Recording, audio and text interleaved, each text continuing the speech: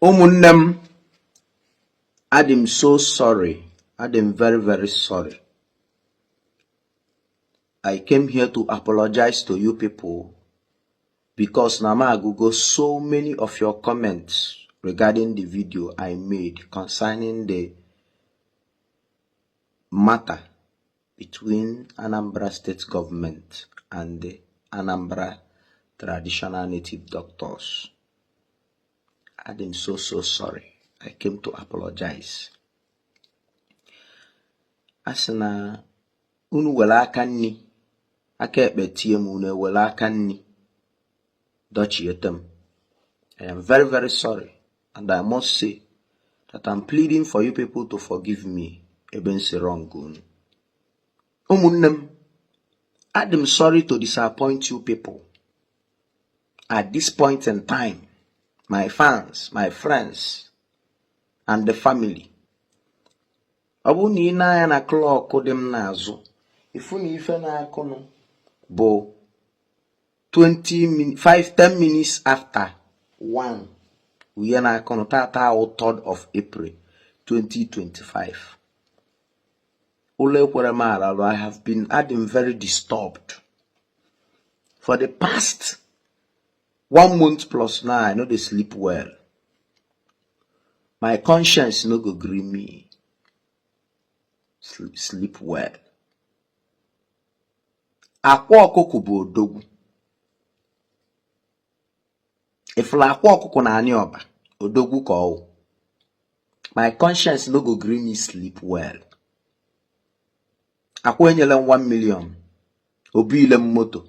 Ololo m ụnọ. Ụmụ performance oya awu mbia bie ma owofu m na event obo m ego. Oso we edim mwera kan raketa. Mana oburo nke a ka na-ekwu okwu ye. I am talking about the natural love Akwa Okuko nwe for me who credo. Ụfọdụ ndụ na-ajụ m na comment section. After I dropped the video I dropped yesterday or second, I have received like 31 calls from different persons regarding the video. Ụfọdụ ndị na-ajụ m ma Akwa Okuko enyela ụmụaka mgbe m nwee case with ndị ọgam na Lagos concerning the Oja piano. I want to make it straight. Akwa Okuko never and was never ever involved in the case, in the matter. That case is 6.7 million. That case I was broke into pieces. Maka njete that case bata akwa kpo mo mbia bia mo ni afo aya nosia onye m 100,000 sim mu welugodu we na enye nwanni maka akọlụ m ya na ntileti. Apart from that, onwere help ọzọ akwanye mu during the matter. It was all through the help of my elder brother who a lawyer and the Senator Dr. Patrick Ifeanyi Chukwuba late making the necessary call to the people they involved with the matter, and that's all. With 1 or 2 of my friends na chọrọ ka akpa afaba, young men na chọrọ ka akpa afaba, I thank them so much. Or there is. So after the trauma and the torture, I came back. I was devastated. I lost a lot of money because even while the case was going on, there were some shows me and Jesse because of my security, their stake. That is one. For the show I work like this. Akpokwala anu mi usenabo. Even jeji iwe agwam sim nonda na akpo. Mgbe nnezila anya fu na December eluwego because this thing happened in November and I chọrọ m onye distract m n'ọlụ ndị mbuku ga-ebuku for December period. That was when I decided to give in. Ma ọwụ mama na mgba ọkpa na Lagos na aya apam amam. The two of us who involved no. We decided to give in. Onwe ife anyị emeke emebe n'oge. And another thing is, being an educated personality, I know that the controversy of the whole matter will also give me fame. So I enjoyed it while it lasted. And all help them. So I'm very, very sorry na nne disappoint you. Maka ndị feel that na ba ya emechi nwu m ọnụ ma ọ na mma emechi ọnụ na mata gbasara Akwa Okuko. I am sorry to disappoint you people.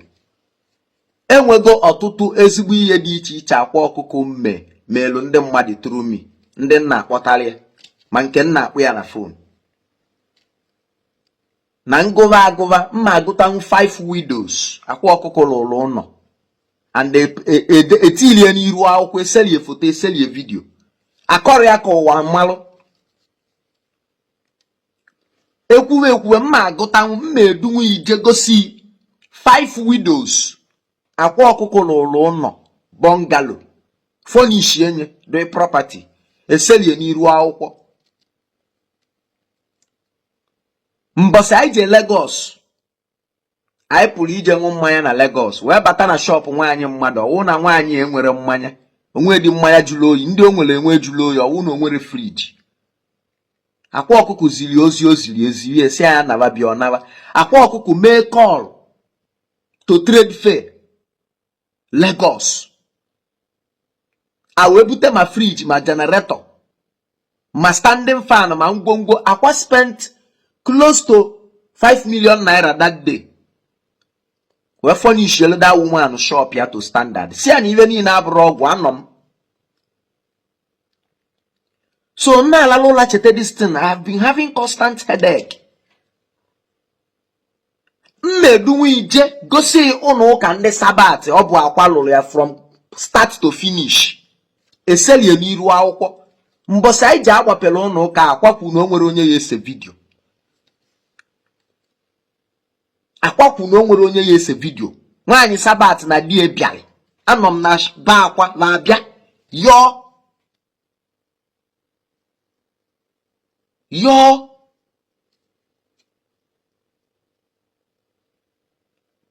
Akwa wee siwa va je se plan ma wa kwado va malụ ụdịrị ụnọ bachi ụnọ ụka bachi ịlụ va kwado onye bịa na nyanwa ya edu iva kọntraktọ ya ebi nso n'ogbe va and no kọntraktọ ya alụ ụnọ ụka from start to finish. Amara m onwe ka Akwa si eme, mmụọ nya si ya ome gịnị ya na-eto ya na-asị ya na-ekwe na-achọ ka ị na-ati ego, ọ na-agwa ya na o nwere ego, mana ihe anọdụ mmadụ abata kọọrọ ya mkpịa oti aka were ego ka ego ị na-ayọ dị ya nyegodo onye ahụ. Ọ na-eme ihe mmụọ nya gwa anya. Mma agụtanwuri how many Catholic Reverend Fathers no sabbastical ka ebe a na-akpọ ya ndị a na-ezije ma Cameroon ma ụmụ obodo a dị n'ime ntọkọlọ. Akwa nyelụla aka, Akwa na-efọndụ na-enye ego. Ụfọdụ oge ọpụta ọsị welunu 500,000 na welunu 1 million na jee na nwaanyị POS a na-anọ n'iru be m iru onye nyakwa ego a na akaụntụ a. Ndị missionaries ji eli nni secretly yara afia na social media. I can tell you ugboro one how many content creators ndị a na-eje na hospitals eje visit ndị ara adịrọ. I can tell you, I can call their name ma ịchọ, even though na most of them meche stab Akwa at the back. I can call their name. I can tell you how many content creators Akwa nyegolo ego siva jee ka unu mee gịnị kwụọlụ ndị mmadụ nọ n'ụlọ ọgwụ ụgwọ ụlọ ọgwụ. Jeenu ka unu jeenu na emergency ward ebe ndị arụ adịrọ, jeenu kwụọlụ ụgwọ ụlọ ọgwụ. Unu akpakwa n'aba m. I know how many times Akwa Okuko nyego most of these content creators na-anọ online eke ego nyego ego siba sienu nni, gotenu gift, gotenu akwa, gotenu ngwongwo, jeenu ebe ndị ahịa nọ, jeenu mee gịnị nyenuva. Onye akpakwa na mafa. I know how many times mmago na nke Akwa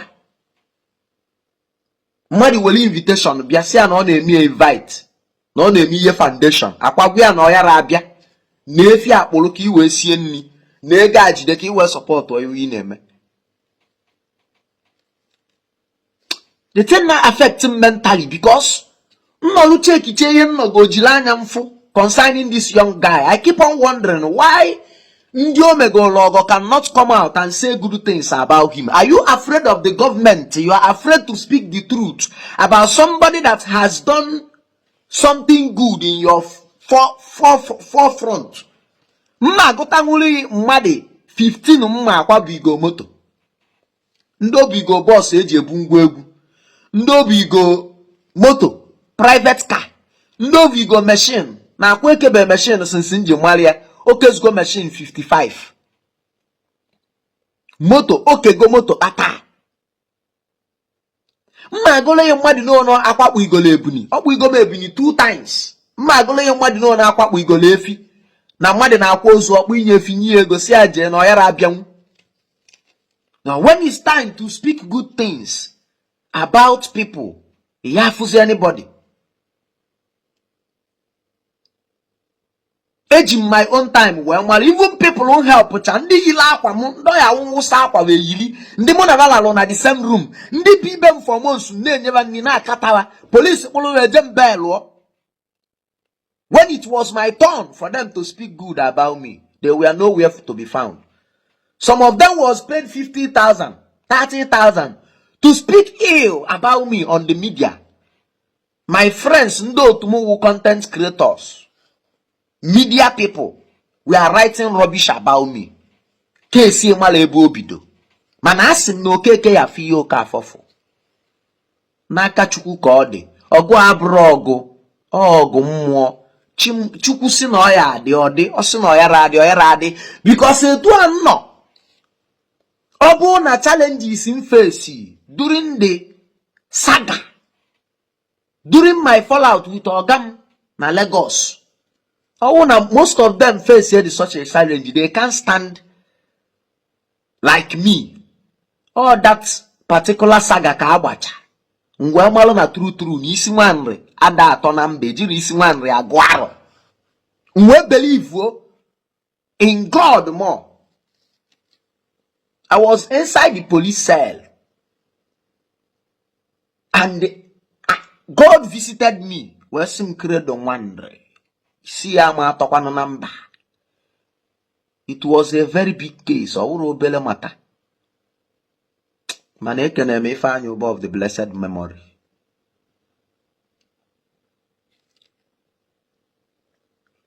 Even Neku concerning the case of Akwa Okuko was even Kaneku can Neku. See your child this matter of Fuma. Now on hearsay ground. Obulona enyo chacha. Anambra native doctors, so one they are found guilty. Oburokwa guilty na iwela mechebuleme before a create a law. I'm talking about guilty after a create a go law. Because government na pardon hardened criminals. So wabuluziandi the ignorance of the law. Ndi we illiterate in reading and understanding. So when take it all na Akwa Okuko the guilty, let the law take its course. Obukwan na take it na odro guilty. Free him, let him go. Edemi ede na akwụkwọ.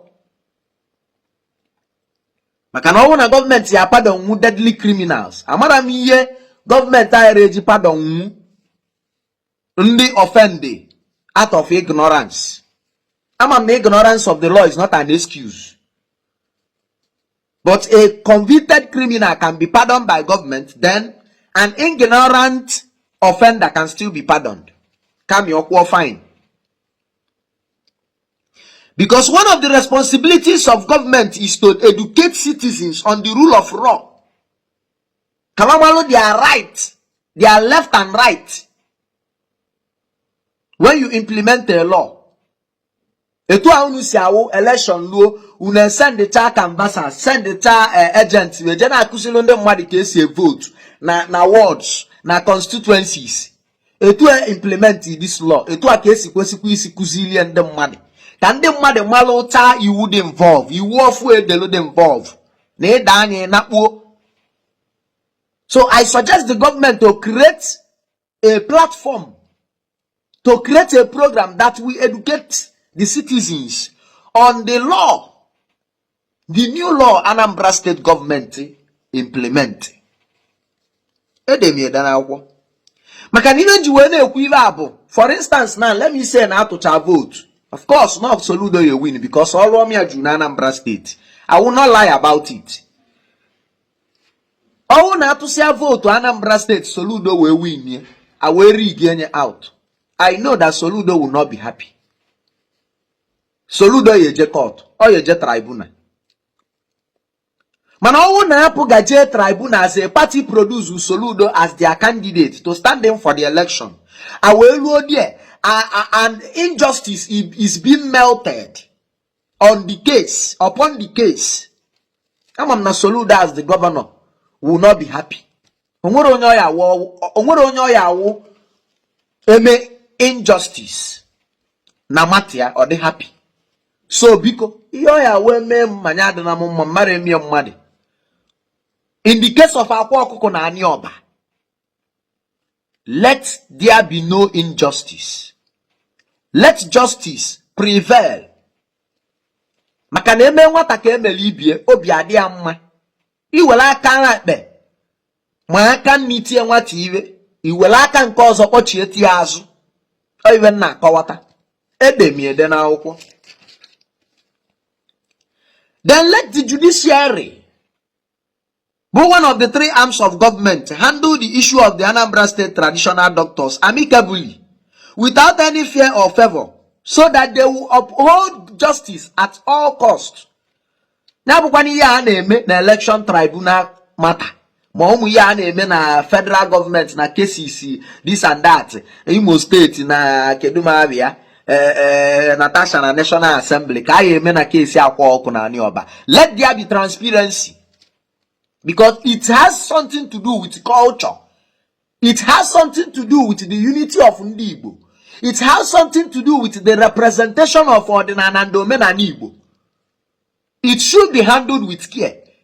Any court, any judge or magistrate that will handle this matter, or lawyer that will stand in for this matter, should remember that Igbo race is a cause. And you need raise issues of Ebulubada, just like the case of Nnamdi Kanu, for preference purpose. And you need this Igbo. When it comes to judicially, give us justice, but nothing but justice. And natural delay. If you know what it will take to give justice, when due, give justice. Now money Number 8.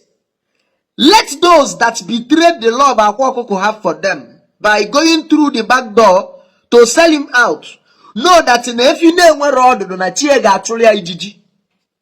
Onye kale government. Tata you are dining with the government. But tomorrow you might not. Forceful allegations to pull your brother down. As long as he is not yet found guilty, I will keep on speaking in support of him. If we can say, I support no! Ebuka Obi ana-akpụgharị n'ọnụ sense. I am supporting Ebuka Obi. It's not because na m ya personally. Or no one naira onye mu. Mana let the truth always prevail. Mmadi na-eme ọfụma na-abịa ka adọtụ onye. That is the same case of Akwa Okuko and Ebuka Obi. O nwere ihe dị iche. So na onye ọbụla feel inu nwa obere oge ọ yeluba akpọwa aba. Because o nwere kepu na-eme na mata akwa anụ mama anara enweta the intel. Ma ndị na-esi na Baghdad abịa akọtọrọ agba. Ma anara enweta the intel. Uche m dịchi ya. Ka unu mara amalụ. Then this case of Akwa Okuko, Anambra native doctors, should not linger like that of Nnamdi Kanu. Justice. The rule of law, si follow. Nobody should be favored. Yade preferable. Sibo kwenangu ka na afia. Because according to information, these native doctors are ready for the betterment of Anambra State. Let them be given opportunity to support the government. And we can even a security advisory of their constituency or their local government or their committee. When they are out, we solunyala kana fight crime. Na support ku, wulu patrons, wulu grand patrons, we will take we go na support. All the very, very important. Then lastly, Million Willow Okalaku was not arrested by Operation Udogachi outfit. He was arrested by AVG attached to Anambra East Constituency Legion. He was never ever in the blacklist of Udogachi. And that is beginning the truth. Aburondi Udogachi arrested Million Willow Okalaku. It was the AVG may arrest, maybe by petition, Madidel, or whatever. The arrest was not fake. He was arrested. Man, over Operation Udogachi arrested Million Willow Okalaku. Information getting to me on the AVG, Anambra East side of Varo. Mackenzie couldn't call the arrest. And it was not the Operation Udogachi outfit. Makanamba office is never about it. I will be the chola juves. Well, chop the millies were ban up. Ladies and gentlemen, if you are disappointed in me, no problem. I have to speak the truth. For prosperity purpose, I will keep you posted on the matters concerning Akwa Okuko Tiwaraki, Anambra native doctors, and the Anambra state government. Maka no mmadi yeku. Mage mala amalu na efi na-enwela ọdụdụ na chi ya agba mbọ chụọrọ ya ijiji. Mana chi ibu ka ọ yebu otido. So na mmadụ nkịtị dị ndụ can also help chi ya avụ to help you to secure justice for you. Onye ọbụla aka ya dị ọcha ga-ana. Mana onye aka ya adịla ọcha should face the full wrath of the law. Thank you.